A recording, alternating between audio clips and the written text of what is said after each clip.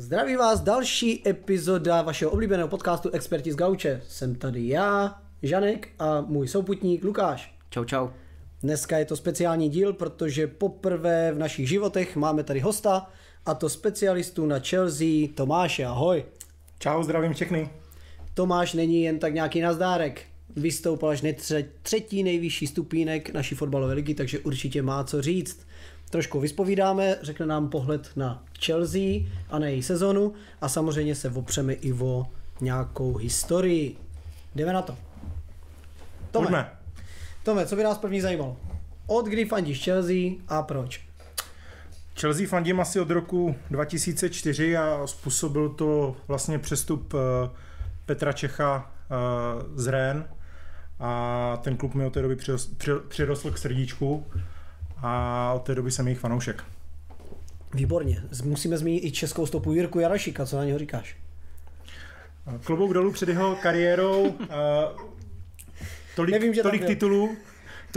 Tolik titulů v tolika evropských ligách a samozřejmě Chelsea mu tady k tomu dopomohla, takže je škoda, že se tam neudržel delší dobu a nebyl tak úspěšný jako třeba Big Pete. Big Pete, legenda. Řekni nám tvojeho oblíbeného hráče a proč, a pak se vrhneme na současnost. Tak z historie je to oblíbený Arjen Robben, díky tomu, že je levák. Já taky, když jsem hrával fotbal, tak jsem převážně využíval levou nohu. No a z dnešních hráčů Silva, díky tomu, že je srdcař a dokáže ty hráče podržet a namotivovat. Velice dobré. Tak, moje otázka asi bude úplně normální, taková jak má být. Hnedka, co říkáš na nynější výkony Chelsea? No, je to pro mě obrovský zklamání, když neberu teda včerejší zápas, tak celá sezóna de facto už od té loňské, kdy se jim nedařilo, tak na sebe jenom navázali a vůbec se jim teďko nedaří, dost mě to mrzí. Přál bych, aby byli úplně někde jinde na to, jaký jsou velký klub, ale bohužel fotbal je takovej, musíme to brát a doufat, že jim třeba včerejší výhra pomohla k lepším výsledkům a budou se tou tabulkou posouvat výš a výš. No a ještě se zeptám, co myslíš, že vlastně je tou příčinou toho pádu té Chelsea? Jako měl vliv třeba ten nucený prodej toho klubu jako Abramovičem, nebo to bylo něčím jiným? No, to si myslím, že tohle to byla největší váha toho, proč ten klub začal tak, dejme tomu, padat, že ten Abramovič to musel prodat, že vlastně ta vláda ho k tomu donutila a myslím si, že to mělo velký vliv na chod toho klubu a i na samotný hráče, kteří ho brali jako nějakého svého kamaráda. Takže tohle byla jedna z těch hlavních příčin a pak jako další beru ještě furt vyhazov nebo odchod trenéra Tuchla. To souhlasím. Ale zase nutno podotknout, že nový majitel Bailey asi nemá hluboko do kapsy, takže tam pumpuje prachy, takže tam musí být něco špatně asi ve více sférách toho klubu. No, myslím si, že ten sportovní úsek, možná to je i zapříčiněný odchodem Petra Čecha, který to nějakým způsobem vedl, a ten vyhazov jim taky asi v tomhle tom nepomohl a ta jejich přestupová politika nebo nakupování hráčů mi teď aktuálně nedává moc smysl a kdyby tam byl někdo zkušenější, kdo už má něco za sebou, tak si myslím, že by to nenechal dopadnout tak, jak to teď aktuálně je. Souhlasím. Lukáši? Já jenom ještě, že vlastně tu poslední sezónu, ještě kdy tam byl Abramovič, tak Chelsea skončila sice na 3. místě, ale když to řeknu, tak se ztrátou skoro 20 bodů na Manchester City i Liverpool, tak jestli už ten pád jako nezačal třeba tam, už v té době.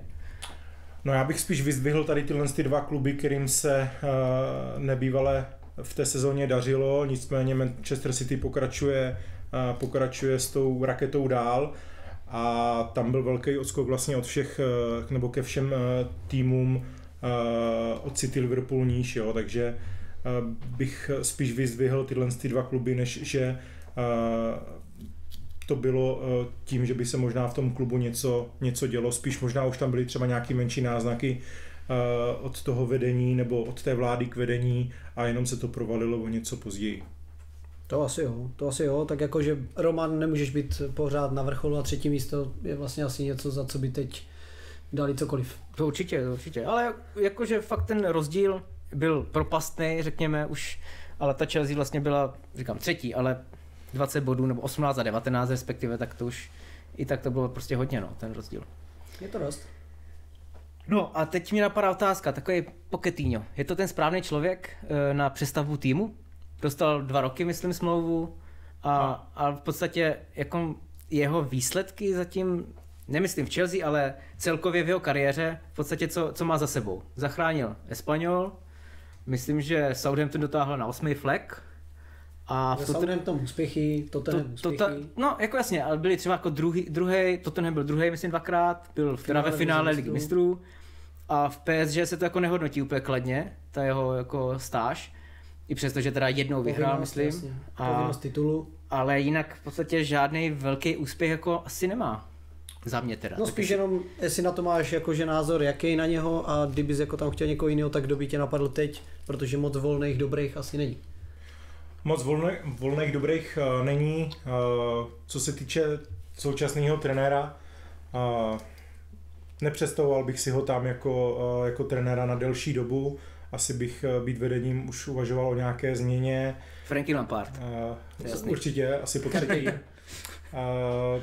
Nevím, jestli bych tam dával někoho takového, spíš někoho s většíma zkušenostma. Neříkám, že Pochettino je nemá, nicméně ta jeho kariéra úplně nebyla kdo ví jak hvězdná a ještě k tomu, co se tak jako proslýchá, nebo i od bývalých jeho svěřenců v jiných klubech, tak on nebyl úplně skvělý trenér a dokonce jim dával tréninky celkem sežrat a proto třeba byly tolik zranění a je to možný důvod, že třeba i teďkom aktuálně, kdy má Chelsea asi 12 hráčů zraněných, tak na to může mít nějaký vliv třeba hlavní trenér. A nějaká náhrada nebo představa, mně se prostě líbil Tuchel na té své pozici v tom klubu a klidně bych ho bral zpátky. A musíme říct, že teď je na volné noze Hansi Flick z německého nároďáku, který má za sebou teda jenom Bayern, ale i tak dobrá volba, ale myslím si, že to se bavíme asi o trošku delší budoucnosti, o tom, jestli Pochettino skončí, že sotva začal a Marotku má. Ale těžko říct, jestli bys ho vyhodil po 4-5 měsících u kormidla. Ale tak tu smlouvu má jenom na 2 roky, takže třeba ty 2 roky mu fakt jako věnují a jako daj mu tu šanci. Mně trošku přijde vtipný jako říkat takovým věcem potom projekt. Jakože když on zmíní slovo projekt, tak nemůžeš mít projekt, když ti dají smlouvu na 2 roky, to by ti musel dát na 5. Zas na druhou stranu aktuální sestava včerejší Chelsea byla tak mladá, kromě Silvy, že možná dostane nějaký čas. Samozřejmě uvidíme, jak dopadne tahle případně příští sezóna, jak se mu bude dařit a pokud udělá nějaký dobrý výsledek a úspěch v té sezóně, tak to s ním prodlouží. Říkám, mají mladý kluky a je potřeba s nimi jenom dobře pracovat. Teď je otázka, jestli on je ten správný trenér pro rozvoj těch mladých hráčů. No řešili jsme to i třeba u Manchesteru, myslím v minulé epizodě, že nevím, jestli Chelsea, Manchester, Liverpool, Arsenal jsou kluby, které ti dají jako čas na to pracovat s mladýma. To si myslím, že jako není čas, na to musíš přijít a vyhrávat. To jsou tak velký kluby, že prostě tam čas nedostaneš a de facto včera bylo pozdě a musíš ty výsledky mít okamžitě. Jo. To stejný pak třeba od nějakých případných velkých přestupů, ať už do Chelsea, nebo případně z Chelsea, kde se ti hráči úplně zatím neuchytili. Souhlas. Jako mluvíme třeba o Mudrykovi? Mluvíme třeba případně o něm, zrovna teda včera měl fantastický zápas za mě. No pojďme přejít k tomu zápasu. Nicméně zatím bych od něj čekal za tolik peněz, co přestoupil, tak bych určitě od něj čekal lepší start než první gol tady v 7. kole. Dobrý, tak my jsme to dali za Antonyho a on zmazal přítelkyni zatím, tak. Ale bude se vracet? Už je zpátky. Nebo už je zpátky, no. Už je zpátky. Ale tak musíme teda říct, že Chelsea, Fulham 0, Chelsea 2 včera. jak by řekli v Anglii. A co ty říkáš na ten zápas? Viděl jsi, jaký máš pocity, první vítězství prakticky možná? Nebo po dlouhé době, já už to ani nespočítám. Po dlouhé době. Takže co ty na to říkáš? Minimálně první góly po měsíci. Po dlouhé době v londýnském derby samozřejmě mě to potěšilo, ta výhra zápasem sledoval. A už od začátku Chelsea vypadala velice dobře, vlastně hned ve druhé minutě mohl do Brocha dát gól, kdy obešel golmana a v bráně mu stáli pouze 2 hráči a on asi o 3 metry přestřelil. Stadion. Stadion a balon tam teďko mluvil z řeky, ale výkon za mě byl asi do nějaký 60. 70. minuty vyrovnaný. A myslím si, že Chelsea včera určitě vyhrála zaslouženě. A za mě teda konečně vzestup Mudryka, který podal výborný výkon, bych řekl. A pouze v první půlce, kdy pak vlastně střídal pro nějaký mírný zranění stehna, tak doufám, že nebude zraněný a nepřidá se k té velké enklávě hráčů na Marotku. To střídání mě potěšilo, jsem si zrovna vsadil, že dá druhý gól a Borec nepřišel už. Borec už nepřišel. No, takže zápas dobrý, nutno, nebo fair je říct, že Fulham byl docela za mě odevzdaný a slabý, minimálně v první půlce jim to daroval. A tak ale hlavně to byl zápas jako 1 minuty podle mě, jo? Tak, kdy padl 1 gól a pak po chybě Reeda ten druhý gól to zlomil. Druhý gól, ale jako ten Fulham nehrál vyloženě špatně a když se podíváš i na statistiky, tak jako 3-4 na střely, na bránu.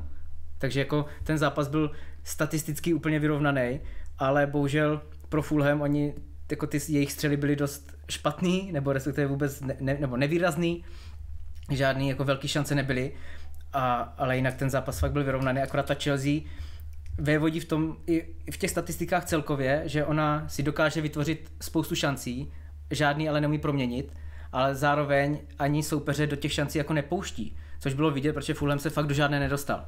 Ale teď konečně aspoň Chelsea 2 šance, dejme tomu, i když ta druhá jako nebyla úplně šance, tak vlastně proměnila a konečně si připsala zase 3 body.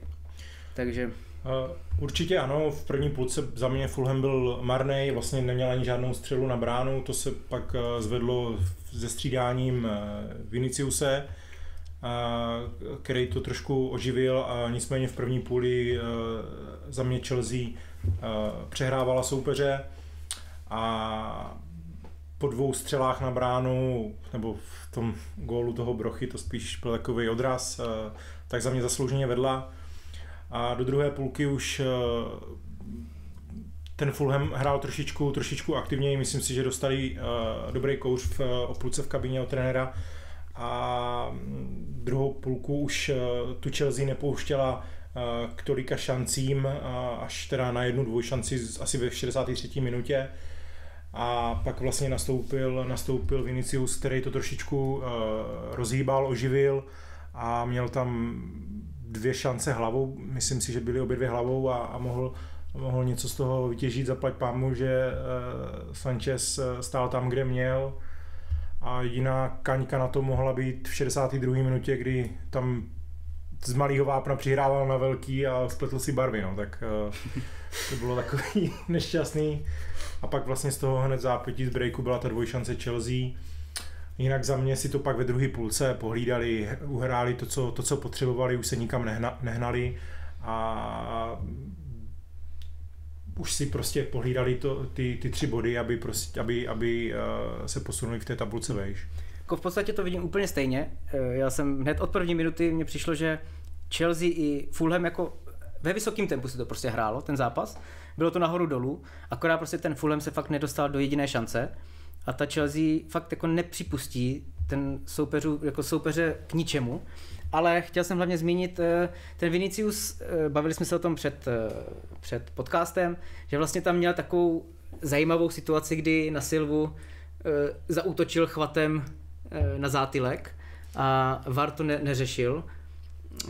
Myslíš si, že to mohla být červená karta nebo žlutá, je oprávněná?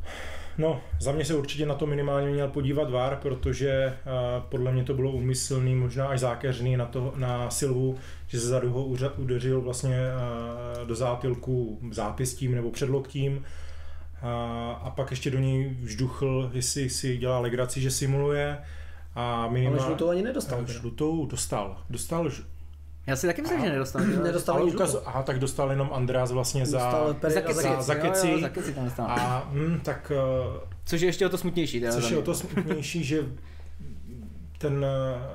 minimálně ten VAR se na to určitě měl podívat a prozkoumat to, protože tady tohle... Ale, pardon, že ti do toho skočím, to právě podle mě teď VAR do toho nemůže jako vstoupit, protože on jako neudělal, jako nepochybil asi, že, nebo já nevím, když nedá kartu vůbec, tak on jako neřeší, ne? Přece tady ty věci jako... Tam ty pravidla asi to je takový zvláštní, no. Mně přijde, že si do toho vstupuje, kdy chce, kdy potřebuje, takže... Jsem z toho spíš jako nemile překvapený, že vůbec ten VAR do toho nezasáhl. Mně přijde, že ty pravidla jsou pokaždé jinak, kdy může, kdy nemůže. A dost mě to překvapilo, zaplať pánbůh, že Silva v pohodě dohrál bez nějakého zranění a tím bych tady tu VAR situaci Fulham Chelsea asi uzavřel. No konec konců bez toho 40letého chlapíka nevím, co byste teď dělali, protože to je jako držák. No, já jsem nad tím včera přemýšlel, když jsem se na ten zápas díval, že klobouk dolů před ním, jak vypadá, jak hraje, s přehledem, patičky si tam dovolí přes hlavu, kdy to vykopává dlouhý centr.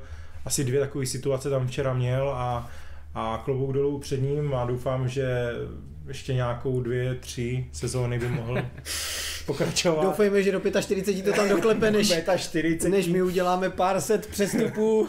Figuru na to má, tak určitě by mohl. No tak myslíš, že tohle je ten odrazový můstek, že teď Chelsea se probudí a půjde už jenom nahoru?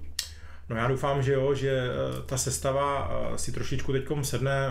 Myslím si, že i návrat Brochy do sestavy po dlouhým zranění by ten tým mohl trošičku zvednout. Mně se včera Brocha líbil, jak hrál agresivně, ne zákeřně, ale agresivně a měl tam ještě jednu takovou pološanci a jednu přihrávku na zadní, kdy si myslím, že to tam měl zavírat Mudryk.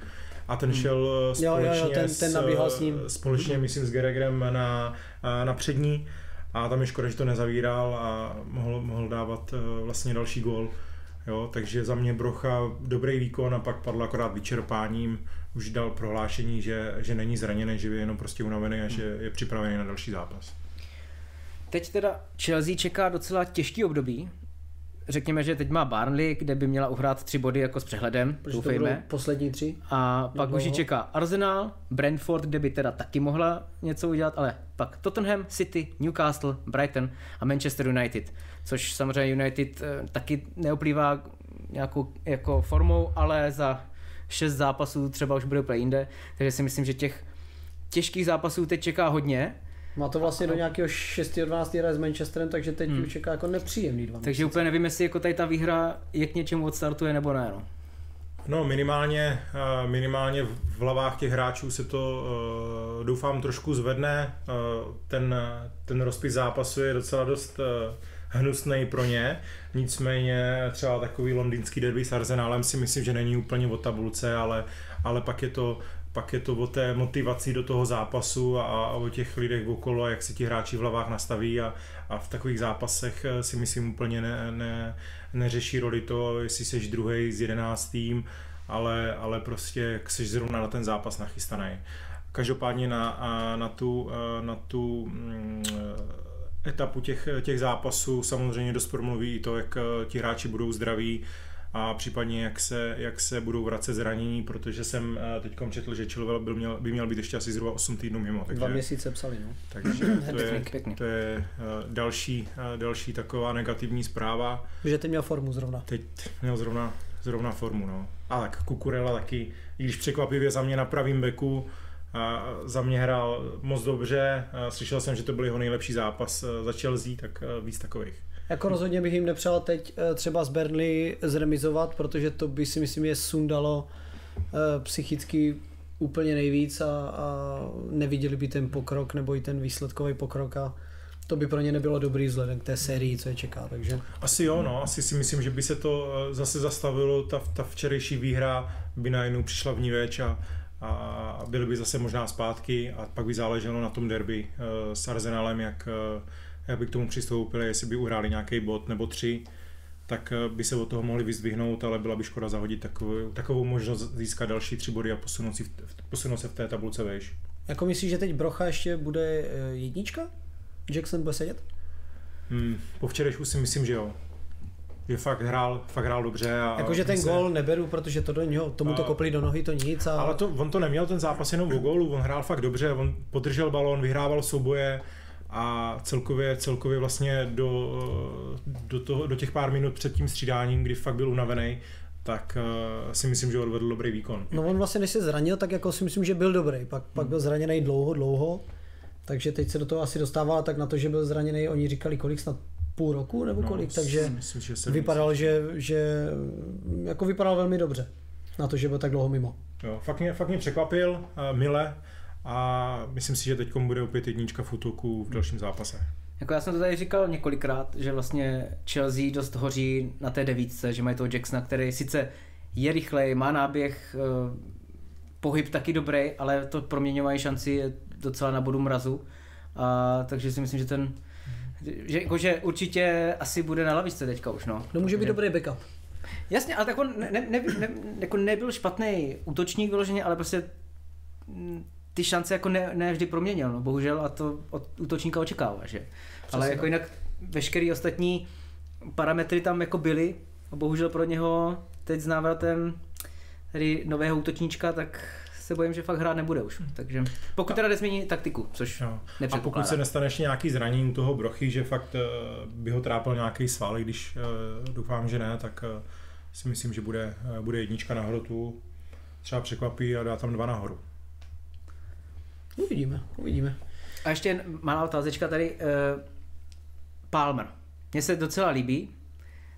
Působí na mě tak jako takový ještě nevyzrálej Hazard trošku, jo, protože ten umí fakt rozdat balón, nebojí se jít do kličky a myslím si, že je škoda, že nehrává častěji, ale i v tomhle zápase se mi teda líbil docela dost. Co na to říká, že si jako... Vidíš to stejně? Já to vidím stejně. Včera musím říct, že měl taky dobrý zápas.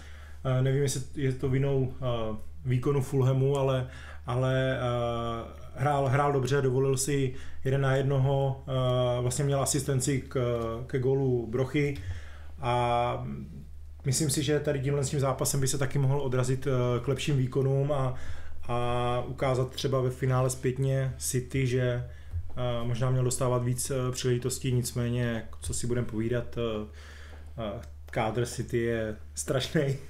Tam se asi jen tak neprosadí, ale možná pro Chelsea dobře, že on se tam neprosadí, ale teďkom včera zahrál dobře. A teď by se možná jako City hodil, ne? Docela, kdyby tam mohl hrávat.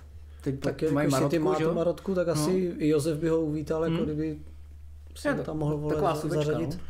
Jako ten přestup asi nepřekvapil málo lidí, si myslím, protože zrovna hrál i v tom superpoháru, dával gól v Community Shield, takže on jako měl 2 dobrý zápasy, vypadal dobře a najednou přestoupil do Chelsea, takže zvláštní. OK, tak to je co se týče Chelsea, takže děkujeme, Tome. A pojďme se asi vrhnout na všemi propíraný a největší šlágr kola, který si myslím, že to jednoznačně potvrdil, a to je Tottenham 2, Liverpool 1. To bude expertíza Lukáše, který opravdu nám to teď rozehraje. Hele, z naší strany, tady Liverpoolu, tak. Podle mě dobrý parádní výkon, odmakaný. Když to vezmu, Alisson chytl třeba 2 zase střely dobrý, obrana v podstatě taky bezchybná pomalu, chci říct, ale Gomez byl trošku slabší, ale v podstatě jako Matip, bohužel ten vlastňák, ale jinak prostě parádní výkon. Soboslaj zase běhal po celém hřišti. Matip to zavěsil neskutečně. Ale neskutečně. Ale to, jako... teda, to byl věšáček, to musím říct, a ta zajímavost toho, že má překonal svůj vlastní rekord jako nejpozdější vlastňák, kdy překonal sám sebe, protože ho držel doteď von, tak ještě sebe. To můžu. My máme asi smůlu prostě na tady ty stopery s vlastňákama, protože Jamie Carragher na tom nebyl moc líp. Ten dal asi za celou kariéru 7 vlastňáků. No, to je kouzelný u vás. Takže tak, nicméně, říkám, náš výkon bojovnej i přes to, co se dělo na tom hřišti. Co bych třeba vyzdvihl, líbilo se mi u Tottenhamu, Sar a Bissouma, to je prostě záložníci prostě úplně výborní, umí hrát pod tlakem, nestrácí balóny a myslím si, že třeba mít aspoň jedno takového záložníčka mít jako Arsenal, tak jako bude úplně neporazitelný. Strašně silný střed. Prostě jim schází prostě nějaký ten fakt takový štít nebo někdo, kdo ty balony prostě nestratí a tihle dva prostě hráli fakt jako dobře. Tak tam je Declan Rice, ale no ten sám úplně nemusí stačit. No jasně, ale fakt říkám, i když hráli spolu, tak Sar a Bissouma tam byl vidět ten jako propastný rozdíl mezi těma záložníkama prostě Arsenalu a Tottenhamu. No rozeber nám asi ty hlavní události toho zápasu. No, takže vlastně o čem se mluví a píšou internety, tak to je VAR a jen VAR, který neskutečně pochybil, kdy vlastně respektive my jsme dostali 2 červené karty, ale nejdůležitější chyba byla vlastně neuznaný gól Diaze, který byl naprosto v pořádku. Baví se tam, nebo údajně je to o tom, že VAR, nebo ten rozhodčí na VARu řekl jenom check complete a tím to vlastně skončilo celá ta jako zkoumání toho offsideu a vůbec si nezjistil, co se děje na hřišti, že ten gól tam vlastně uznaný není a on si myslel, že uznaný je, což pro mě je naprosto nepochopitelný, protože podle mě jsou tam snad 4 třeba jako ti rozhodčí v tom. No on je vlastně na VARu a má ještě asistenta. Minimálně asistenta, pak tam ještě další a ještě jako prostě máš tam, takže furt máš ještě jako kdyby asistenta nebo prostě máš zálohu za zálohu, jo, no, takže to je prostě, nechápu to, jak je možný, že je ani jeden z těch x lidí, co tam je, si nevšiml, že na hřišti gól není uznaný, že se nikdo neraduje, že praporek je nahoře, že se rozehrává prostě offside, jako takže trestňák, když to řeknu, nikdo si to nevšimne. A teď mě řekni, že jako ty to vidíš, že najednou se to rozehrálo, údajně podle těch pravidel jako už ten VAR nesmí vstoupit do toho, že už se teda, jako že už je dávno po. Ale co je jako menší zlo v tom, když já přece radši půjdu a řeknu, hele, posral jsem to, nebo špatně jsme se pochopili, má být offside. Teda má být gól, nemá být offside. Tak co teď? Jako to je podle mě snad lepší varianta, než to nechat jako, nebo doufat v to, že to vyhní, že se nic nestane, že to nikdo nebude řešit. To podle mě to je naprosto špatně. A i kdyby ten rozhodčí měl, já nevím, říct, hele, balon rozhodčího, dej ho Salahovi a ten půjde a dá gól do prázdne, nebo něco. Jako nějaký řešení prostě hned řešit, ne to jako doufat, že si toho nikdo nevšiml, nebo něco takového. Víš, jakože tohle mně přijde strašně špatně. Ano, jako ten VAR tady s náma není, já nevím, rok. Je tady s náma už třeba 4 roky. A po 4 letech ti udělají takovouhle marginální chybu, jako, která se tady v životě nestala, jako zatím, jo? Většinou... Řešilo se tam i to, že tam vůbec nebyly ty liney, kdežto... No protože to je to, že on je měl prý nakreslený na tom VARu. No to nevím, nějaký reporter z BBC dával, že on vlastně někde dělá rozhovor z toho VARu, ten rozhodčí, a on je sám u sebe měl nakreslený, kde ale viděl jasně, že to offside není, ale furt žil v tom, že on ho uznal, takže ano. Ty čáry ani nebyly ukázány v té televizi. Přesně. Pak Gary Neville ve studiu říkal, že vlastně nerozumí ani tomu, jak je možný, že ty čáry v té televizi ani nebyly. Jo? Což prostě už samo o sobě bylo zvláštní. Ano, samo o sobě, že když už se Liverpool zastává Gary Neville, tak to už je samo o sobě zvláštní. Přesně. Takže... Co ty myslíš, Tomáš? No, mě ta celá událost docela dost překvapuje vzhledem k tomu, kolik fakt v tom autě nebo voze, nebo kde oni sedí na tom stadionu, sedí lidí a kolik tam má hlavně těch televizí. To přece musí vidět, pokud rozehrává. A i podle té linie, která jim chyběla, tak okem museli vidět, že to offside opravdu není. Za mě gól měl být uznaný, ale prostě i kdyby to neviděl, tak fakt tam sedí 4 lidi, mají tam 10 televizí a musí vidět, že se nerozehrává z půlky, ale rozehrává se 7 metrů od vápna nebo 8 a je mávaný offside. Takže to si myslím, že je obrovský pochybení. Nicméně jsem slyšel, že nebo rozebírali i ve studiu, že vlastně sudí 48 hodin předtím pískali zápas v Arabských Emirátech, tak jestli na to mělo vliv ještě nějaká třeba únava. To spíš dostali nějaký bakšiš. Spinkali pěkně, prostě. To není možný. Jako ale zase nechápu, že se jim vyčítá, že si jeli vydělat prachy do Saudské Arábie. Tak... A to podle mě se jim nevyčítá jako oni jim to, hlavně aby to bylo fair, tak oni měli povolení. Ano. od FA. Měli povolení, že se můžou vrátit v pátek z té Saudské Arábie a v sobotu pískat. Ano, měli povolení, asi se jim to za normálních okolností by se to nevyčítalo, nicméně tohle je jeden z bodů, proč třeba udělali tu chybu a rozhodli, nebo spíš se nedomluvili, protože ta komunikace by za mě měla být jasná, hele, je gól nebo offside. Ten borec VAR by mu měl říct, gól platí.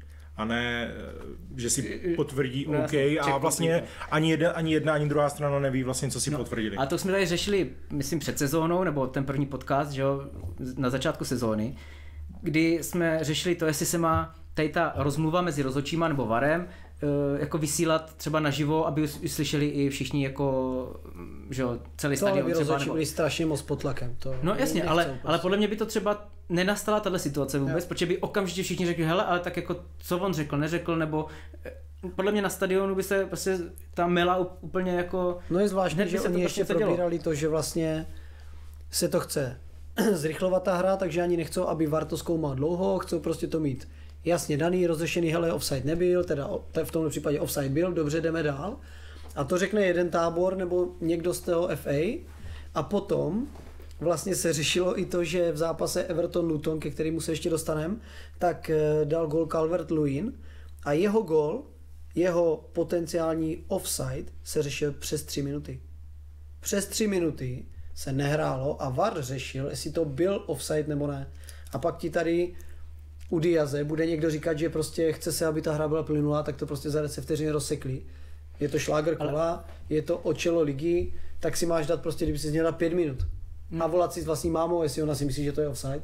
Tak jako já jsem ochotný přistoupit na to, že ten rozhodčí byl úplně hnedka jistý si tím, že to je prostě jako onside a může se pokračovat, ale prostě když to neřekne, jako fakt výslovně je to gól, platí, tak a když neví, co se teda děje na hřišti, tak je to prostě tak obrovská chyba, že to se prostě nemůže stát. A ze začátku jsem si myslel vždycky, že VAR rozhodčí sedí jak ti komentátoři, že čumí normálně na zápas a vlastně pak jako má 1000 monitorů a jede VAR, ale on nečumí na zápas, ty vole, on sedí plácnu v dodávce před stadionem a má tam 1000 obrazovek a sedí tam jak ve velínu, jo?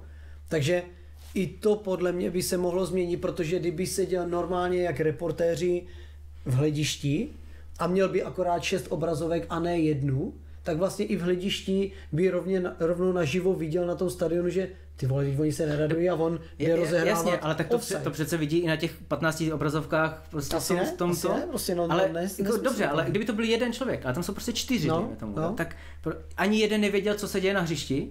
To je prostě, to mně přijde, že to nejde jako hodit na chybu. Jo, to prostě, nebo jako to muselo být snad chtěný. Za mě to muselo být snad chtěný, protože tohle neuděláš přece jako chybu, jako takovouhle, prostě nejde to. Za mě to nejde. Objednávku. Vlastně, tak City prohrálo, že jo, tak to je jasný. Tak. A navíc byli v Emirátech předtím. A vlastně je borci z Emirátů. To jsou střípky všechno. Jo, to je pucle. To do sebe zapadá, ano, je to tak. Vole. No a to není jediná chyba, že jo? Teď se pojďme k červeným kartám. Červená karta, Curtis Jones. Budeme řešit žotu, Tome? Asi ne, blb. Hele, ale tak první žlutá vůbec neměla být žlutá třeba. Za mě. To teda si myslím, že a viděl jsi to? Jako. Viděl jsi to? Viděl jsem, ta první žlutá byla taková docela dost diskutabilní. No ale mohl mu ji dát, protože byla první. Mohl mu ji dát, je to tak. A ta druhá je hloupost toho hráče, že vůbec tam takhle jde. Může seknout boca ještě na půlce. Ale když se podíváš, on pořádně taky nesekl. Jako. Hlavně za minutu. Ale ono tak jako, no jakože sekl, ale jak to může udělat na půlce? Jdeme tomu, jakože já jsem ochotný přistoupit na to, že červenou, nebo druhý faul, dejme tomu byl, ale ten první, když se podíváš, ze všech všemožných záběrů, tak on vlastně se ani jako on neudělá, že by ho chtěl sfaulovat, on nedělá vůbec nic, on běží jenom za ním a já nevím, jestli to byl faul u Dodžiho nebo koho. Je to možný, nevím. Tak ten v podstatě o něho brnkne svou jako on sám o něho brnkne o jeho koleno a pak si zakopne o vlastní nohu. Jako a to jako nebyl že, vůbec chtěný jako faul. Furt, že ty si brnkneš o nohu sice, ale prostě pak už v té rychlosti spadneš to. Ale to je, jo, ale ne, jakože on prostě jako nefauloval, že by byl za ním a skopl. On prostě jenom běžel za ním a on jak prostě u Dodži běžel, tak jak zakopáváš prostě nohama, tak prostě se ho dotkl kolena a pak si brnkl o svou vlastní nohu a spadl. Jo, ten kontakt tam byl úplně minimální, dokonce to museli přiblížit vlastně, kde ten kontakt byl. Ta první byla taková nešťastná, nicméně... Ale nechal bych. Ale asi si to rozhodčí obhájí, nicméně druhá žlutá je hloupost toho hráče, který ví, že nastoupil, Jasně, za minutu dostal žlutou a za další minutu jde do takového nesmyslného skluzu. Ten hráč je na takový úrovni, že by si tady tohle vůbec neměl za mě dovolit. Souhlasím. Taky souhlasím. No, nicméně, první červená karta, Curtis Jones, kdy šlápl na balón, samozřejmě jako šlápl, nic proti tomu, sila mu noha a pak šlápl i kotník nebo Absolutně, nohu. to, co jsme řešili podle mě taky v minulém díle, že si to stopneš v nějaké situaci, kde vidíš, jako by mu prošlápl kotník nejhorším zákrokem, který existuje, a přitom, když si to prostě laicky pustíš, to můžeme pískat my na tom varu, ty vole. Když si to laicky pustíš, tak vidíš, že prostě šlápne na balón a sjede mu noha na balonu. To není červená. No, ale nejhorší bylo to, že ten VAR to právě ukázal tam 15 vteřin statický obrázek, jak mu stojí na kotníku. Ano, on mu to stopuje. Jasně. A pouští mu jenom tu vteřinu kotník, kde kotník. 15 vteřin nebo 10 vteřin tam prostě byl jenom záběr, jak mu stojí na kotníku, a pak bylo zpomaleně ještě ze zadu, kdy není vidět pořádně balón a jak mu zase jenom došlapuje na kotník. Ale když by tam ukázal ten záběr normální, co viděli všichni, tak tam nejdřív šlápne na balón, sjede mu noha a pak ho trošku jako to teda se šlápne. Že to jako... Takže žlutá na hřišti byla naprosto za mě oprávněná. Tak. A zase ten VAR musel do toho vstoupit, za mě jako nemusel, a přijde mi to prostě zvláštní. Když pak vidíš zase v jiných zápasech ty fauly, kdy myslím mají Wolves City, tak tam se šlápl prostě ten Hu Jimin, nebo jak se jmenuje. Hwang? No, ten korejský chlapík? No, Ichiban nějaký, nebo jak se jmenuje. Tak má nějaký takový jméno, Ichiban. Jo? Je? No, on je Ichiban. Nějaký jméno. On je Ichiban. Tak ten taky tam sešlápl a mohli taky klidně ven a nešel. Měl 2 fauly po sobě a skoro stejně ten druhý byl jak Jota.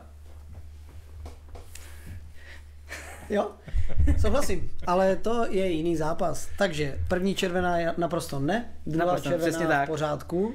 No nicméně, takže vlastně... Jinak Liverpool 4 červený za 7 kol, takže takový neviňátka to nejsou, ale... No a taky jedna odvolaná, jo. Teď předpokládám, že Curtisová snad by mohla být taky. Nicméně, uvidíme. No, ale to zase k tomu, my jsme za 8 let, co tam je Klopp, jsme dostali 8 červených karet. A teď, vole, za 6 zápasů nebo 7 zápasů máme 4 červené karty. To jako úplně asi, to mi nehraje, to je prostě zvláštní. A jedna taková nelichotivá statistika, Reds, největší počet minut v oslavení téhle sezóně. Ale... Se nedivím, no, když tam blázen šlapná balón ve 26. A jde ven. Ale tak, hele, body zatím děláme za mě, hrajeme skvěle i přes tu nepřízeň osudu. Takže... Jako nutný podotknout, že Tottenham teda za mě, nevím jak vy, ale Tottenham mě zklamal v té přesilovce na to, jak ji měl dlouho, tak vlastně vysvobodil až dřevák Matip, ale jako...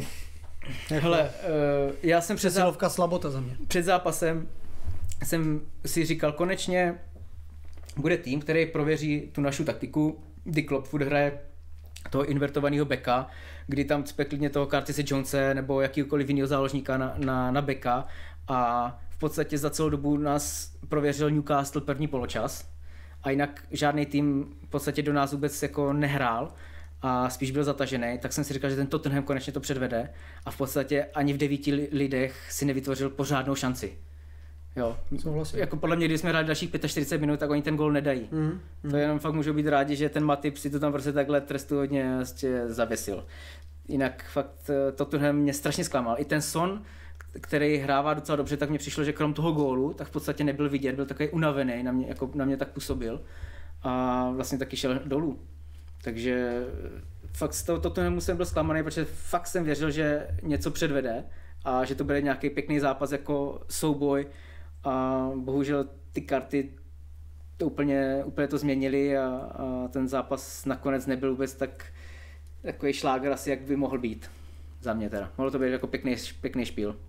A i tak, jako nehráli špatně asi, jako Liverpool na to, že byli oslabení. To ne, jako říkám, podle mě jsme šance, my jsme i v těch 9 se tam kolikrát dostali a jako neříkám, že jsme měli nějakou šanci, ale podle mě to bylo fakt jako v podstatě vyrovnaný. Sice nás Tottenham jako tlačil celou druhou půlku, ale žádnou loženku si fakt nevytvořil. A teď mi řekni názor na McAllister Romero. Že McAllister si zabrečí, že hraješ proti 12, tak je to tak vždycky a Romero běž breče dom. No, Kámoši z kabiny. To je jedna věc. Úplně to je jedna věc a druhá věc je to, že McAllisterovi teď hrozí, že dostane ban za to. Zase tak samozřejmě, že napadlo rozhodčí. Jo, no ale jako to je takhle. A to se zase k tomu dostáváme, že vlastně těm rozhodčím nic nehrozí. Oni si teď týden nezapískají a vlastně je to úplně v pořádku. Jo, ale tady hráč si teda oboří proti tomu, že se mu to nelíbilo a hned je jako trestaný jako neskutečně. Myslíš, že to je maličkost z kabiny, Tome, nebo že to je jako vážně... Takhle, Romero je dement za mě jako hráč, ale chceš ho mít asi v týmu, no. Chceš, nicméně tady tyhle bláboli přes sociální sítě do kamer a v České lize mávání bílého kapesníku, ty vogo, sorry, ale jo, to bych si teda odpustil, jestli to ti borci mají zapotřebí. A ještě kamošovi z kabiny. A ještě kamošovi z kabiny si takhle rejpnout a běž brečet domů. Já bych jim ten ban přál tady za tohle. To je úplně zbytečný a místo, aby se soustředili na fotbal a na svou hru a na své výkony, tak zbytečně akorát rozjíždí nějakou bitvu, kterou možná ani nemůžou vyhrát a ještě za to budou píkat. Takže... No to mi řekni, že bude teď repre pauza a McAllister tam v kabině se s ním sejde a vole neřekne mu minimálně ty vole se posral, nebo... Jako víš, že to je takový, to je tak zbytečný. Nevím, jako já osobně musím jako k tomu říct, že mě to přišlo jako proti Tottenhamu v podstatě nic, ale jako tady tohle vyjádření jako bylo zbytečný i od McAllistera, protože všichni ostatní hráči se toho jako a tam byl Van Dijk nebo kdokoliv, tak vždycky jo, hele, já nic říct nemůžu, protože bych byl prostě... A to se ti vrátí jako tady toto, když dáš samozřejmě někam, že rozhodčí je s někým jiným, jako to se ti vrátí. No. To se stalo... Ale chápu, že když budeš dát takový Ryan Babel, když dal Havarda Weba, myslím, v dresu Manchester United, tak za to byl první, který za to dostal pokutu, že jo. Ale rozumím tomu, že si hraješ takhle vypjatý zápas o čelo, dostaneš 2 červený a pak ten gól. Kdyby to byla remíza podle mě, tak se to přejde celý ten zápas a vůbec...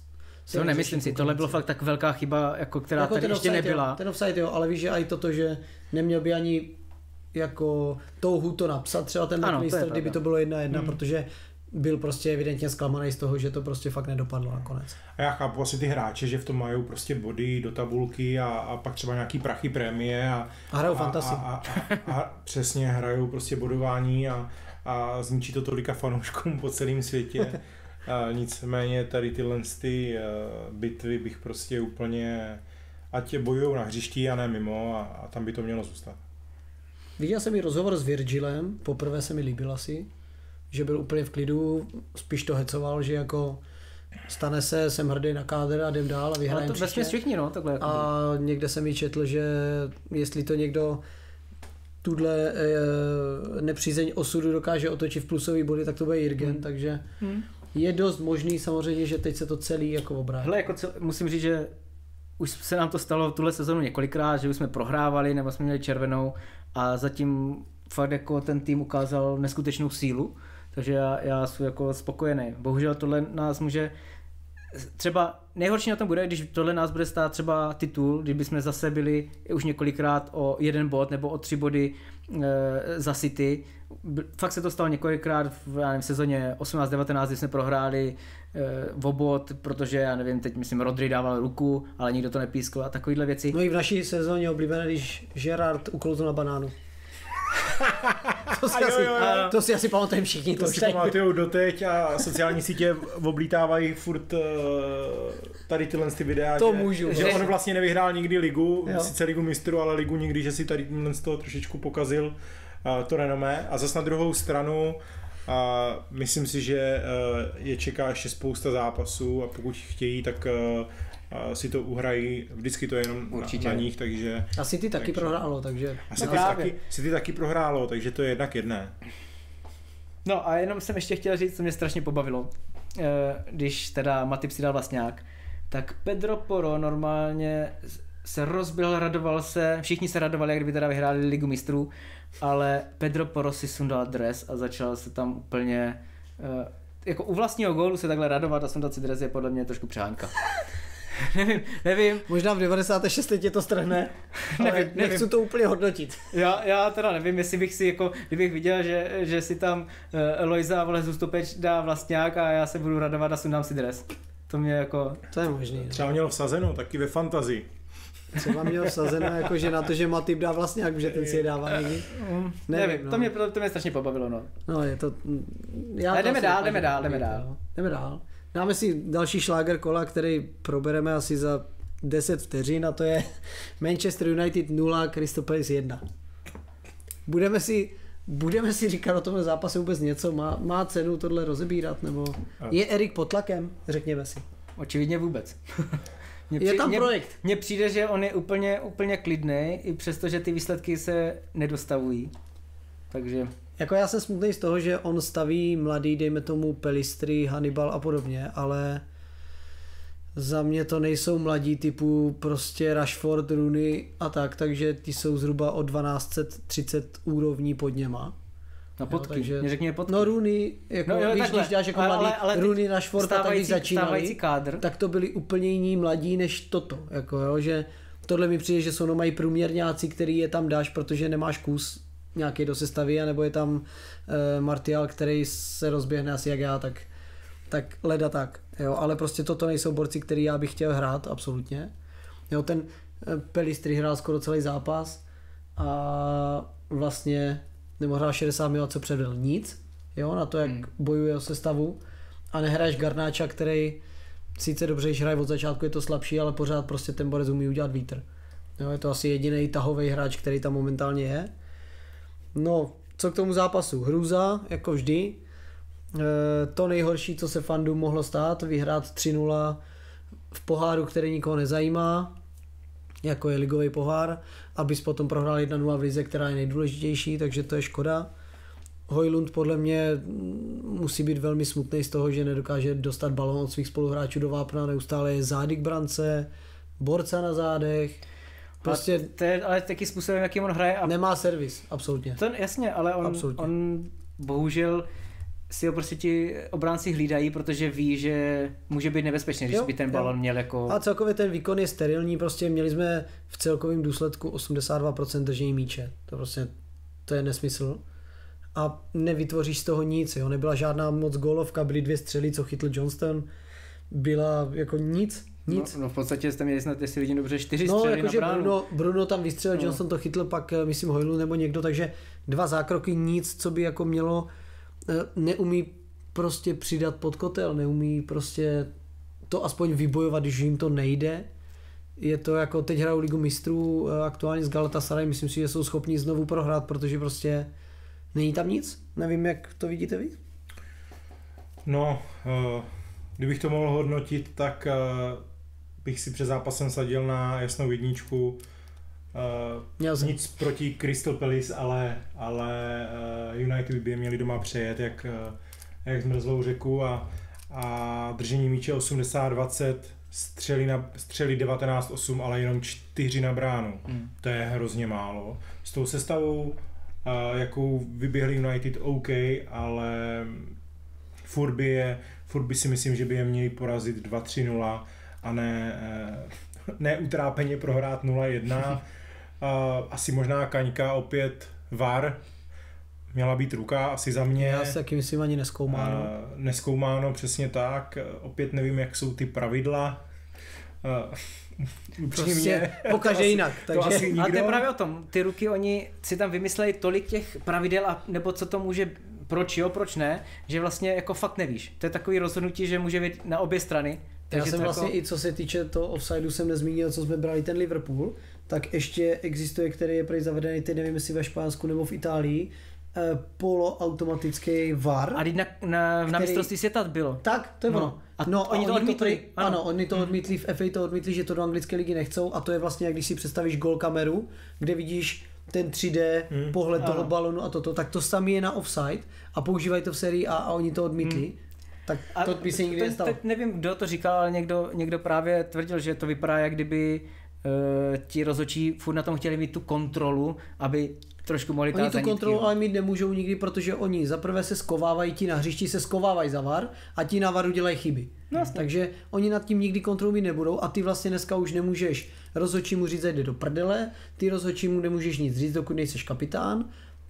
On ti kdykoliv dá žlutou, takže oni mají kontrolu akorát nad tím ti dávat karty. A k tomu ještě teď mě napadlo, když vlastně tam ten Jota udělal ten foul na Udojiho, tak on začal gestikulovat, že mu má dát žlutou kartu. A to podle pravidel už má dostat žlutou kartu taky. Takže ten už měl být taky vylifrovaný a mohlo to být jako 10 na 9 hráčů. Ale bohužel rozhodčí si toho nevšiml, VAR do toho nezasáhne, protože nemůže. Takže jo, a přitom McAllister za to dostal proti Chelsea, za to dostal žlutou kartu. Takže jako tohle mně přijde, mě osobně vůbec nevadí to, že se nějaký chyby dělají, to asi jako vždycky bude. Ale máš ten VAR, aby ty chyby eliminoval a on je i přesto dělá, tak to je špatně. A zároveň tam je ten metr tak posunutý v každém zápase úplně jinak, což je ta největší chyba. Kdyby my jsme fakt měli to automatizovaný, tady ten na ty offsidy, tak nikdo nemůže říct půl slova, protože ten systém bude fungovat furt stejně, takže seš 5 cm seš v offsideu, nebo já nevím, třeba se to nastaví, hele, budeme brát jenom rameno, budeme hrát, nebo brát, já nevím, něco. Ale k tomu se dojde. Víš, věřím, že k tomu se dojde, že to už musí být. Na tom mistrovství to fungovalo poměrně dobře, jo, řekněme, že asi někdo měl možná výhrady k něčemu, ale víceméně to bylo spolehlivý, ale rozhodne to snad po každý stejně. Ne jak tady, kde borec spí, protože byl v Dubaji. No a zapomene ti říct jako to svý rozhodnutí. No tak to je prostě na tom to nejhorší, že to není jako pochybení ve smyslu, hele, je to centimetry rozdíl, namaloval jsem to od ramene nebo namaloval jsem to od rukávu, ale je to o tom, že oni se nedohodli. Jo? Tak to je ta největší jako zrůdnost toho všeho, protože... Je to zrůdnost. To dlouhodobě souhlasím s VARem. A teď jde o to, jak by tam byly ale zase velký prostoje, který třeba na tom mistrovství světa byly velký prostoje. Ale teď taky jako prodlužujeme taky 6-10 minut klidně. To je úplně jedno. Souhlasím, s tím se počítá dopředu. Nicméně k tomu zápasu United nemyslím si, že VAR jim prohrál zápas. Ne, to prohráli si to ti hráči sami a je fakt dost smutný, že doma neporazí Crystal Palace. Není to dobrý. Jestli chceš dělat body, musíš dělat body s těma týmama, protože pak přijdou ty těžký. A zatím je to jednoznačně, je to sterilní, není tam moment překvapení, není tam šance, nelítají tam centry. Jo, podle mě, kdyby z toho Hojlunda tam hledal 30 centrama za zápas, tak prostě ho najdeš. Ale je to prostě... A on tam měl docela ze začátku taky jednu šanci, Hojlund, a dostal tam pomalu kopačku do hlavy a to se taky podle mě neřešilo nějak vůbec, že? Tak on asi možná tím stylem, jakým hraje, tak to hodně sežere, takže možná jasně, to jako až tak neřeší. Kdyby jako spadl, jo, tak možná se něco děje, ale jakože za mě to teoreticky faul mohl být asi, nebo minimálně ta vysoká noha prostě to byla, nebo nebezpečná hra. A on to teda nakonec, myslím, neproměnil, že to kopl asi do golmana, nebo úplně bokem, teď nevím, ale byla to šance a ten faul jako zas napováženou. Takže... Možná Mason Mount byl jako pozitivum, ten aspoň prostě běhá nahoru dolů, že ten jde vidět, že aspoň má nějakou šťávu, ale začíná mít těžký problém, nebo Eriksena nemám rád už dlouhodobě, ale začíná mít těžký problém s Erikovým střídáním, protože prohráváš 1-0 a vlastně střídáš tak, že dáš Rashforda dolů a Mounta dolů, jediný dva borce, kteří umí hrát fotbal, a dáš tam Martiala, který se nerozběhne, a Eriksena, který je statický jenom na balonu. A pak tam dáš Maguirea a Van de Beeka 88 minutě. Jako absolutně nepochopím.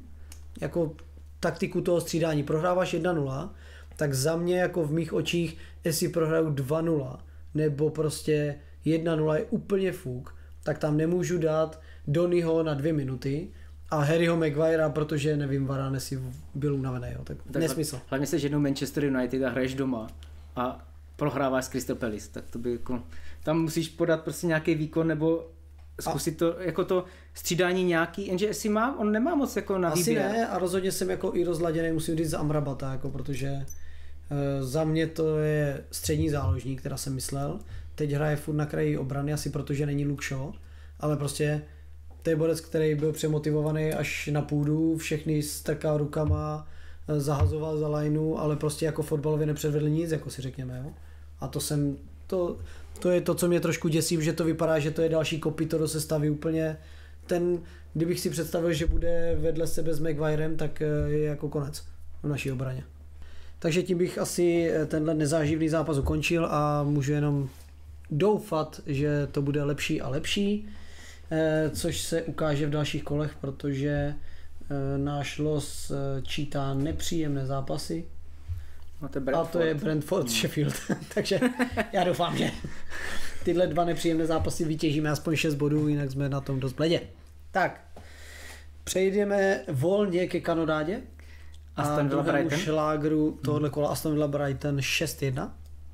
Co na to říkáte, kluci? Oli? Probuzení Oliho Watkinse? To jo, konečně se probudil hetríček, mohl dát i snad 4 minimálně, ale bohužel. Trošku mě zarazilo, že nikdo neřešil to, že jeho kámoš Ramsey dal gol, když on vystřelil Watkins a golman mu to chytl a Ramsey to dorazil do prázdné a Watkins málem rozbil trávník o levý půl a mlátil tam rukou do trávníku asi 5 minut a za minutu už se radoval. Jak super to přeje kámošovi, ale byl nasranej, že nedal 4. gol. Naštvaný na sebe jenom. No, je tak, no. Je tak gol Manchester, jenom tak živě. Jo, Højlund. No, to je ten servis, dívej, první centr gol. Tak, takže 6-1, kanodátka, Oli Watkins hat-trick, což si myslím, že bylo slušný. Je problém v Brightonu, anebo je to ojedinělá záležitost? Já teda si do toho takhle stoupím. Za mě Brighton asi možná se podepisuje ta herní vytíženost, protože přece jenom hráli pohár, který už prohráli s Chelsea, jestli se nepletu. Pak to je smetla, co? 1-0. To je. Přejela je. Takže demolice. Takže ten Brighton teď podle mě už je to vidět, ta únava, ale zároveň, co se týče těch gólů, tak opět tam byly takové situace, kdy mohl rozhodčí písknout třeba foul nebo offside, nebo VAR do toho vstoupit. Myslím, že ten druhý gól vlastně Watkinse, kdy střílel, tak tam jeden útočící hráč stál před golmanem a opět to byla ta situace jak Manchester City nebo Manchester United a Manchester United se to pískalo jako offside, Manchester City ne. A to je na objednávku. A teď v podstatě se to nepískalo taky. Nevím proč, za mě ten útočník tam stál rozhodně ve výhledu golmana a sice jako ten balon neletěl na něho, ale když golman nevidí, nemůže přece chytat. Takže to třeba mohl VAR trošku s tím něco udělat. Třetí gól, zase tam byl takový polofaul na Marche od Douglase Luise, kdy mu přilehl nohu takovým rugbystickým zákrokem. To jsou ty liverpoolský prostě problémy neustále. To nejsou liverpoolský problémy. Všechno VAR, všechno faul. To se vám v Chelsea stát nemůže, že? Vy máte jeden gól na zápas, vole, a prostě buď vyhrajeme, nebo 1-1, vole. Ale to vůbec není ono, jako, když vidíš, co se píská, tak pak nechápu, proč se to někde teda nepíská. Nebo tohle byla regulérně... Křivda. Ani ne křivda, ale jako nebezpečná hra na vlastní osobu. To se prostě, to je... No pojďme spíš probrat, že v základu hrál Jack Hishelwood. 18 let. De Zerbi se nebojí do takového šlágru při zápasu venku v Aston Ville postavit 18letého mladíka z akademie. To mi přijde velice zajímavé. Nehrál teda nic moc. dost těžká premiéra, ještě dostat 6, asi na to nebude úplně vzpomínat, ale... A tak to je tím podle mě, že už jsou unavení. Tak a Ansu Fati, a nemohl hrát ten jejich Pascal Gross, který je taky jeden ze základních stavebních kamenů. No každopádně Aston Villa musím říct, že teda fantastický výkon. A jim tam padlo úplně všechno. Tak to už jí padne asi, ale předskočila Brighton v tabulce. 3 minimálně byly nějaký tečovaný. Jo, přesně, to bylo hodně o štěstí ty jejich góly, ale asi se na Brighton podepsala i nějaká únava a těch zápasů je na ně aktuálně hodně. Vypadli už z jednoho poháru, takže teď ubyde porce. A asi to byl jenom takovej jejich zkrat, kdy těch 6 gólů je opravdu hodně. Rozumím. Nutno podotknout, že statisticky Aston Villa neprohrála doma od března tohoto roku. Čítá to už 10 zápasů, čili Aston Villa má, pokud by někdo dával nějaký dosti a sázky, tak je to domácí pevnost. A jenom to potvrdili i s takovým týmem jako je Brighton. Zajímavost. Tak jenže když se podíváš na Brighton, tak on v tomhle zápase byl fakt, nebyl to ten Brighton, který známe, protože v podstatě vystřelil asi 3krát. Jako sice měl zase držení míče. Má skóre 19-14, takže on ty góly prostě dostává. Dá jich hodně a hodně jich dostane, takže ta obrana není... Oni hrajou hodně útočně, to se už ukázalo i myslím proti West Hamu nebo s kým hráli.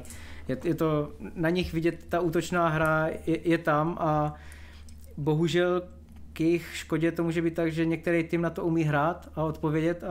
A nabízí se otázka? Už se ukazuje přestup Caicedo?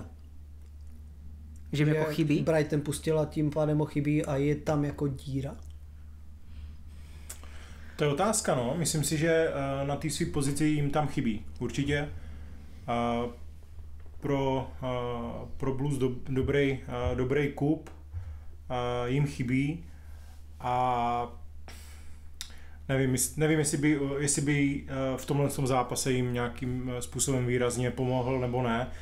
Spíš si myslím fakt, že to bylo o obrovským, nebo ne obrovským, ale Aston Villa šla vlastně tomu štěstí dost naproti a 2 nebo 3 góly opravdu byly tyčovaný, plus si dali Vlastňáka a tady tohle si myslím, že jim vyhrálo ten zápas, protože třeba držení míče měl Brighton celkem suverénní oproti domácím a tam spíš asi hráli roli maličkostí, kterých se nakupilo hodně. Teď je momentálně čeká Liverpool doma a Manchester City venku, takže asi nic příjemného. A mezi tím pohár v Marseille, Evropská liga. Zajímavý. No, dost se jim to nakupilo teďkom zas na druhou stranu. No myslíš, že budou ten tým, co to vypustí třeba? Tu Evropskou ligu, jakože, protože některý ty týmy to tak dělají, že Evropskou nebo tu konferenční vypustí trošku. Dávají na druhou kolej. Liga je hlavní? Já si nemyslím, že by to měli vypustit, protože nebo evropský poháry celkově vlastně nehráli a spíš pro ty hráče je to nějaké hodnocení a ve finále se můžou prodávat dál a dál, jako třeba Caicedo do Chelsea, když Chelsea je letos vlastně bez poháru, ale furt udělal velký krok do dalšího velkou klubu a to se může podařit i těm ostatním hráčům. Tak je fakt, že oni ty prodeje mají slušný. Ať už Caicedo, Cucurella nebo prostě další, kteří... Jo, takže ty hráči jdou dál, ten klub z toho vytěží obrovský prachy a dělá si další renomé a teď se jim vlastně může udělat si reklamu v evropských pohárech, jo. A ve finále teď budou hrát 2 těžký kola za sebou v anglické lize a tam se ti borci můžou taky zase prodat a kdo ví, třeba z toho vytěží nějaký bod, ale přál bych jim to, ale myslím si, že to je dost těžký pro ně, že by něco udolali. No každopádně tohle jsou 2 týmy, které si myslím, že budou nahoře. Tak jak jsme to před sezónou trošku typovali, tak že Aston Villa i Brighton budou hrát ty vrchní patra tabulky. Je to tak. Je to tak. Je to tak. Jdeme dál. Wolves City 2-1. Co k tomu? Na Molinex Stadium se zrodilo překvapení. Je to krásný, jak se ti vrátí prostě ten Pepův rádový forek, že korejský chlapík v útoku je dobrý a ten mu to nakonec rozhodne na 2-1, to je prostě nádherný. Jak se, prostě, to se nečekalo ani 48 hodin a už to tam měl zpátky, že nevěděl jeho jméno, takže to je drsný. No vrátilo se mu to, asi za mě to je jedno ze 2 velkých překvapení tohohle z toho kola. Ale Pedro Neto? Ten první gól, jak utekl z půlky přes 2 hráče. Podle mě Ake hořel jak papír. To je prostě tohle se nemůže stát. Tak, přes 3 hráče, že se běhne. To klobouk dolů před tím borcem, co ale tam předvedl. To je přesně ta liga, jak se bojíš, podle mě dáváš si ruky za záda a podobné kraviny. Tak ten Ake měl na něho náskok a jasně ho mohl seknout někde v půlce půlky, ale prostě to neudělal a ten Netu přeběhne prostě 50 metrů a pak z toho je gól, protože se bojí ho seknout, aby náhodou se něco nestalo, ale tam a pak to mělo jasně být přerušené. Pak Diaz tam šel tak jako taky tak nevěděl jak, protože se bojí fakt o ty ruce a Vlastňák, no. Tak, jako to, ale nebylo to úplně tak, že by si to Wolves jako nezasloužili. Haaland byl podle mě nulovej. To on měl vlastně jednu šanci, na kterou de facto ani nedošáhl, takže to byla spíš taková pološance. Ale to byla jako, zrovna to byla fakt jako asi největší šance zápasu. A nacvičená, jakože dobrá, no. že jo. Dobrá, a ten Netu vlastně tam měl ještě jeden takovej průnik po té straně, kdy tam připravoval taky gólovou šanci, z které pak, myslím si, ve finále pak padl ještě gól, když po nějakých dalších dotecích. To právě tomu Hlangovi to pěkně připravil, jak to vyrazil gól, mal mu to tam posunul. Přesně, to tam jenom doklepl a myslím si, že Wolves jako odehráli dobrý zápas, že City, tak jak byli doteď nějaký válec, tak se jim to úplně nepodařilo teďkom a velký zklamání a za mě fakt jedno ze dvou velkých překvapení tohle z toho kola. No myslíš, že to je tou, jak jsme už tady řešili Marotkou, což je Bernardo Silva, Kevin De Bruyne a Rodri, což je vlastně střed zálohy jak kráva, místo toho ti hrajou jiní jako hráči dobře, nejsou to žádní nazdárci, ale hrají ti prostě Kovačič, Nuněš. A zrovna Kovačič jako dělal ty chyby a z kterých pramenili tady ty, nebo i ten první gól určitě a mohl z toho být i druhý gól, který nakonec, vlastně z toho padl gól City, protože nakonec to byl ten trestňák a City z toho dával. A já nejsem ani milovník toho Nuněše, teda podle mě to není žádný jako extra třída hráč, takže... Podle mě prostě potřeboval někoho jenom koupit, tak si vybral, prostě ukázal tady na kluka. A Alvarez to teda trefil hezky z toho trestňáku, podle mě Sá není úplně top golman, ale trefil to hezky. Trefil to fantastický borci, fantastický, ale určitě se tady podepisují ta Marotka City, protože zkušení borci jim tam opravdu chybí a dneska, nebo v tomhle zápase si myslím, že by to dohrálo velký prim a City by si podle mě za normálních okolností pohlídalo výhru. Ten Calvin Phillips, ten nedostane prostě tu šanci na 90 minut. Už jsem mluvil o jeho odchodu. Totiž. To se nedivím. Už tam padli jako Arsenal nebo klidně i Liverpool. Samozřejmě to není jako, že jistýho nic, ale těch šancí on moc nedostává a asi možná to tak bude. Já si myslím, že Pep je z těch trenérů, který tě prostě úplně odstaví a úplně tě jako zmizíkuje ze světa a pak tě pustí někam ven, takže to já bych šel, protože už po tom prvním roce bylo vlastně prakticky jasný, že on hrát nebude. Teda někde jsem četl, že on si řekl sám, že chce zůstat a zabojovat o místo, ale jo, to tam bylo, teda nevím, jestli úplně chceš bojovat o místo, když odehraješ 16 minut za měsíc třeba, tak jako... Takový příklad je Palmer, že jo? Který pak vlastně odešel a myslím si, že udělal dobrý přestup pro sebe a pro svoji kariéru fotbalovou dál. To asi 100%. Jo? A tak zase ten Pep je známý tím, že to tak nějak točí, se mi zdá, že taky nemůžeš vědět. Základní stavební kámen podle mě je Kyle Walker a Haaland a to je všechno. Jinak furt mně přijde, že to mění, nějakým způsobem protáčí, ale jako zrovna ten Phillips si myslím, že hrávat prostě nebude. A Palmer evidentně asi taky cítil, že by to úplně nebylo moc velká minutáž tuhle sezonu. Takže určitě překvapení kola to teda musíme asi říct. Wolves si hodně pomohli. A hlavně s jednou střelou na bránu vyhráli 2-1. To je krásný. To je krásný. Ale jsme rádi, že i takový válec jako City můžou prohrát. S takovým týmem. To je krása. Já jsem doufal, že to přijde, ale nevěřil jsem tomu, že to přijde zrovna jako z Wolves. A teď teda City má taky Arsenal, Brighton a Manchester United, takže taky nečeká nic příjemného. A nevím, jak dlouho je mimo Rodri, teda ještě na kolik zápasů, ale myslím si, že ještě s Arsenalem je mimo a nejsou si jistý. Ale hlavně tady se teď ukazuje ta vyrovnanost a síla všech těch mužstev, že tam každý může vyhrát nebo bodovat s každým. A k tomu se asi dál ještě dostaneme, takže dřív nebo později to muselo přijít i na City a přišlo to dneska, nebo přišlo to v tomhle kole z Wolves. Přesně tak. Pro ně skvělý 3 body. Tak, pak tam je pár dalších zápasů, ke kterým se asi úplně nemůžeme dostat, protože jsme byli dneska dlouzí, takže vrhneme se na nějaký Lukášovy zajímavosti a na události kola. No, hele, zajímavost.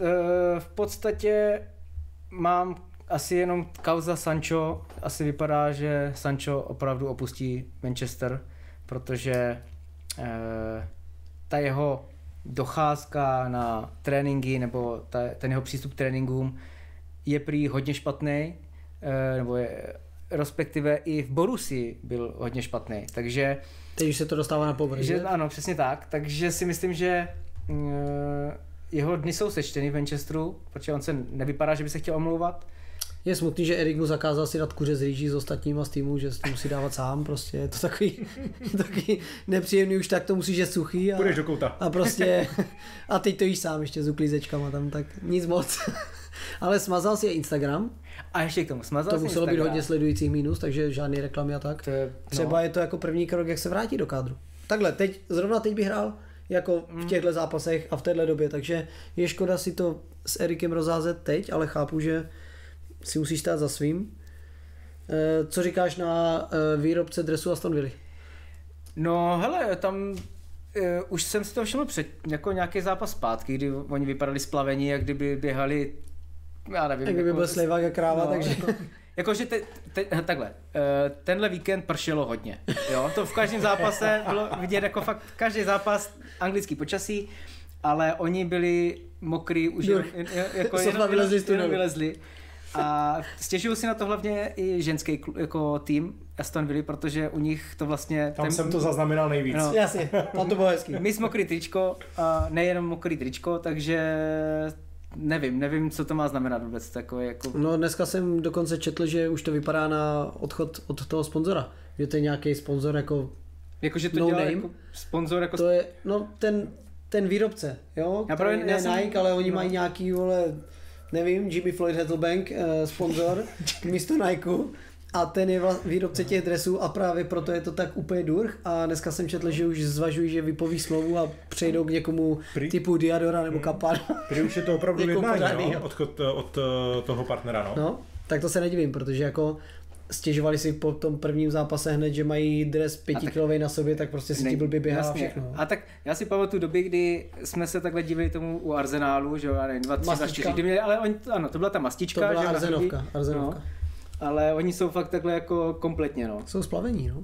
A tak to mi neříkej, že ten výrobce nepřijde, vlastně řeknou, aha, sorry, tak uděláme nový dresy nebo něco. Nebo jestli už jich vyrobili jako miliardu a teď jako, sorry, to přece, to podle mě jako to. No, zajímavost další tady mám, že žádný jiný hráč, respektive nejvíc nepřesných přihrávek má Bruno Fernandes. Evidentně se střílí do Manchesteru jenom. Nebo jsou nějaký zajímavosti mimo kabinu United. 80. Slovy 80. Ano, taky protože jich dá 390 za zápas, tak potom se ti hodně jich nesplní. Zvlášť, když tam máš běhavý lidi typu Anthony Martial. Děkuji. Druhá zajímavost, taky trošku z Manchesteru. Aha, trošku jenom. Když je porazil Brighton, tak kolik myslíš, že byla cena toho týmu, který porazil Manchester United? Jo, 17 milionů liber, nebo kolik? 16,2. No, to říkám. No. To je na jednoho hráče. Jakýho? No, z dorostu.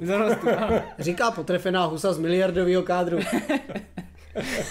Takže asi tak. No, ale, tak aby jsme neskončili, tak u Chelsea, ta teda teď to prolomila tu smůlu, ale nevíme, Domino Pizza u nás není, takže to není žádná reklama. Tak ta psala na svý sociální sítě, že od posledního gólu Chelsea zvládá doručit 852 000 pizz, což je jako neskutečný číslo. Plus ještě nějaký navíc, než Modric dal gól. Přesně tak. Hlavně za září, že jo, to dali jediný gól v poháru, už jsem měl strach, že, nebo respektive ten klub už byl připravený vyhodnotit nejlepší gól na tréninku, zaplať pánbu, že padl gól v poháru den před koncem září. Neskutečně. A teď už teda dali 2, takže... Teď jsou úplně suchým triku. Jsou úplně pokrytí. Teď si můžou dát suchý měsíc. Tam je z čeho vybírat. A šel bych dál. Moc hezký.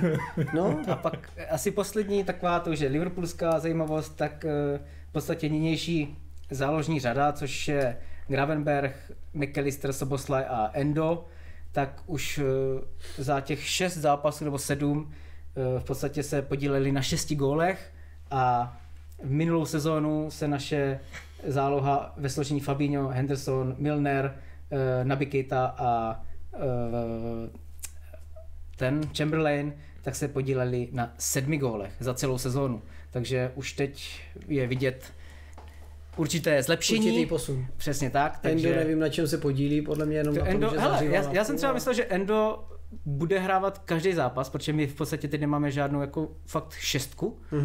A teda nehrál, ale když hrál, tak jsem byl docela jako spokojený a i vlastně proti Leicesteru, když jsme hráli ten pohár teďka, tak předvedl superový výkon, takže... Ale není to asi borec, se kterým vyhraješ titul. Hele, na 6. Hele, Já klidně jsem jako tomu otevřený.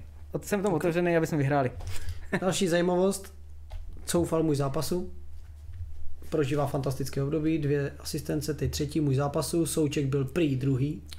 I Souček, jako oba dva teď myslím, že po té nedobré sezóně minulé teď se docela ukazují dobrým světle. Co mi přijde hodně zajímavý, takže ve West Hamu byl angažovaný John Heitinga jako trenér obránců a zmiňuje se, že to je jako ten důvod, proč Vlado tak jako lítá dopředu, ale mně nepřišlo, že by John Heitinga byl nějaký útočný obránce, když hrával, to byl spíš pan betonář. Takže nevím, kde na to přišli, ale dobře. No a řekněme si nějaký top, co je pro vás top událost kola? Tome. Vítězství Lutonu na Evertonu. Mluvíš mi z duše, to je taky jedna z mých a nějakou další tam máš, nebo to je ona? Ta je ta hlavní. To je ta hlavní za mě. To teda souhlasím. Před něma. Já bych k tomu přidal hat-trick Watkinse, který doufám, že bude znamenat návrat do formy. Uvidíme. Lukáši. Hele, za mě Wolves a Luton. Tyhle výhry jsou rozhodně překvapením tohohle kola. Everton jim to docela odevzdal, to je pravda. Je to škoda. Ale zase Everton je to tím, že on taky ty šance si umí vytvořit a neumí je proměnit. Taky mohli do vedení, podle mě hned nějakou hlavu tam měl zase někdo a prostě oni to neproměňují. A taky, jestli nechceš spadnout, musíš Luton doma porážet. Jasně, to si řekněme. To byl souboj o 6 bodů, který bohužel pro Everton dopadl lépe pro Luton, takže ti teď třeba ještě dneska možná vlastně hrajou z Burnley, nevím jak to je, nemám žádný aktuální informace. Takže Luton klidně může jít pěkně nahoru. Luton prohrává z Burnley 1-0 po poločase. Takže nemůže jít nahoru. Takže nemůže jít nahoru. OK, tak dřív než předstoupíme k naší oblíbené typovačce, ještě náš host Tomáš nám řekne, jak vidí celkově Premier League. Jak to dopadne, kdo bude top 4, top 3, ať si to zařadíme do našich análů a můžeme si se k tomu vrátit na konci roku, jak moc mimo nebo jak moc dobře si na tom byl. Furt si myslím, že City jsou takovej tým, že obhájí titul, takže za mě City je na prvním místě, Arsenal, Liverpool a možná třeba překvapení Chelsea v top 4. Zbožný přání ve hvězdách, třeba nějaká spadne. Sestup si myslím, že bude Sheffield, Burnley a za mě dost tápající Everton. A Luton se udrží? A takový překvapení celé sezóny si myslím, že právě Luton se udrží, když třeba teďkom prohrává, ještě stále má ale téměř celou druhou půli před sebou, tak bych jim přál, aby se udrželi v první lize. Ten příběh je hezký. Toho stadionu a všeho, takže proč ne? Sympatický to je. Co myslíš nejlepší střelec? Bude to zase Myslím si, že to bude zase bezchybný Haaland, i když tohle kolo se mu vůbec nevydařilo, ale myslím si, že si to pohlídá. Nemyslím si, že by dal tolik gólů jako v minulé sezóně, že ti obránci už na něj, nebo ten tým celkově už je na ně tolik připravený a nebude dávat, nebo myslím si, že nebude dávat tolik hat-tricků za tu sezónu, ale stále podle mě obhájí zlatou kopačku. Jakože já si myslím, že on má hodně zápasů za tu sezónu, kdy je absolutně neviditelný. Nulovej, no. Ale prostě těží z toho, že to City dá jako mraky branek a všechny přejíždí. A teď je otázka, protože on měl dvorního nahravače převážně De Bruyneho, který je zraněný. A je otázka, jestli to bude mít nějaký dopad na další góly v sezóně. OK. Tak, jdeme k typovačce, prolítneme typovačku, takže Luton Tottenham, bavíme se vůbec o něčem, nebo? Asi 2, no. Tome? Plichta. Hezky. Burnley, Chelsea, tom se neptám. Jo, no. Honza taky 2, taky. Everton, Bournemouth. Já mám remíz. Taky. Já mám taky remízu. Taky. Jinak samozřejmě se to zjeví v naší grafice na sociálních sítích a všude. Tvé typy. Děkuji Čili za práci. budeš moc se dostat před Lukáše, který nevyhrál, podle mě už si to ani nepamatuju. Prosím tě. Ve druhém kole naposledy druhou. Ve 4. týdnu. Určitě. Ve 4. týdnu to, jsme začali, takže ano. Ano. Fulham Sheffield. 1. Ty vole, tak to je plichta jak zvon. Fakt, jo. Man U, Brentford. Mám 1. Srdíčko mi říká 0. A to budeme rádi. To bude Beumo. podle mě nevyzpytatelný zápas, si myslím. Nepříjemný. Já bych dal kříž. Tak. Hele, já zase, jako ten Manchester potřebuje vyhrávat, takže musí urvat. Doma jsme už si body. s Palace mysleli, ano. Potřebuje body, musí. Ano, Crystal Palace Nottingham, to je slepej s hluchým. Mám 1. Máš 1? Výborně. Tak já dávám 1 též. Ne, já dám 2. Chtěl bych změnit zápis. 2. Tome? Já dávám 1. 1. Jasně, tebe to nadchlo. Brighton, Liverpool, BHA. 2. Jasně. 2, to je srdíčko, spíš než úvaha. Hele, Brighton je Kříž. teď, bude oslabený. Bude hrát zase Evropský pohár. A Liverpool taky, vy máte Liverpool čtvrtky. taky. Jasně, ale my jsme dobrý kvalitní kádr. Jo, takhle. Brighton na to není zvyklý. Vatař Endo bude hrát v základu. Za mě kříž. Já si myslím, že Liverpool potvrdí Fakt? favorita. Tam bude hezký kurz. West Ham, Newcastle? Kříž. Newcastle není tak přesvědčivý až na tu jednu výhru. 1. Ty no. Forma, Gerard Bowen. forma Čechů v tomhle tom zápase podle mě se opět potvrdí. Přesně tak. Kolmice coufal na Bowena. 1. Já dávám 0 teda, ale jako smíříte. Ale bude to 1-1. Ale bude to Wolves, Aston Villa. Tam by mohl být taky hezký. Já dávám kurz. 1. Ty dáváš 1. Budou těšit z toho laufu proti Přesně, City. jako oba dva vyhráli sice to, ale ta Aston Villa, nevím, nelíbí se mi tolik, jak se mi líbila minulou sezonu. Wolves prostě 1. Já jsem v tom, že přijde jedna pomyslná ledová sprcha, takže 2. Aston Villa. Dávám taky 2. Taky, že? Arsenal, Manchester City, šlágr kola. Ten mě třeba vůbec nezajímá ten zápas. Hele, myslím si, že... 1. No, já bych třeba dal 2, ale dám remíz. Aha. Zajímavý. Tak já dám 2. Dáš 2? Podle mě ten střed zálohy rozhodne Odegaard. Přehraje všechny, co budou hrát proti němu. Musím říct, že se mu nebývale daří. To je 1, kluci. Uvidíme příští týden. Nejlepší výsledek je remíz. Nejlepší výsledek je remis. Takhle. Pro všechny. Takhle. Pro všechny pro ostatní všechny, ano, ano. to souhlasím. Nicméně 2. To je pravda. OK. Tak, jsme na konci naší Toto uteklo. epizody, která byla speciální tím, že přišel host, který měl velice kvalitní vhled do klubu, jako je Chelsea a plus na další zápasy, takže děkujeme tomu, že jsi přišel. A Já bych chtěl poděkovat za pozvání. Pocity jsou, teď už to mám za sebou, je to fantastický, začátku nervozita, ale... Můžeš pozdravit rodinu, poděkovat mamce, jestli chceš všechno. Rodině poděkovat, že mi fakt dala tu šanci a příležitost. Samozřejmě vám 2.